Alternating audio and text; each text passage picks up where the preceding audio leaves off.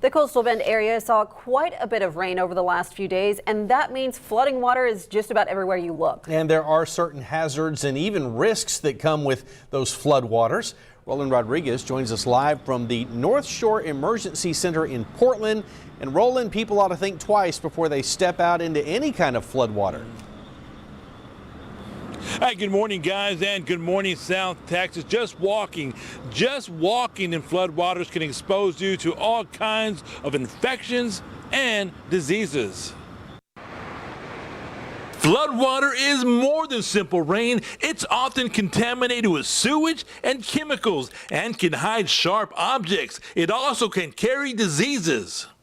Is the fact that you can be walking through actual human waste and in effect some of those germs. A lot of them are E. coli, Salmonella, and Shigella, and even hepatitis A.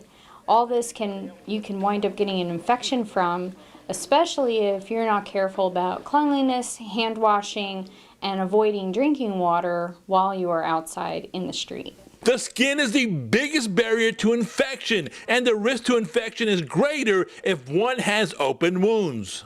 Usually it takes several days for you to develop any type of symptoms, so it's safe to say that about a week to 10 days after exposure would be when you would start to see symptoms of infection.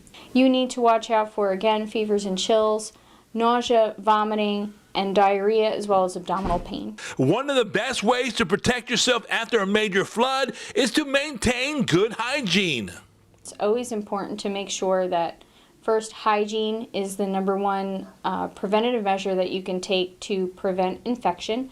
So hand washing, making sure whatever water you are walking in or drinking or utilizing has been properly treated and is clean. Floods typically flush out mosquitoes and interrupt their breeding cycle. But when the flooding stops, it's what the floods leave behind that is often just as dangerous.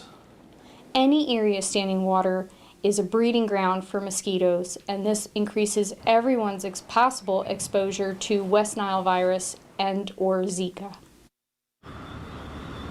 And if you'd like more information, all you have to do is visit our website at kristv.com.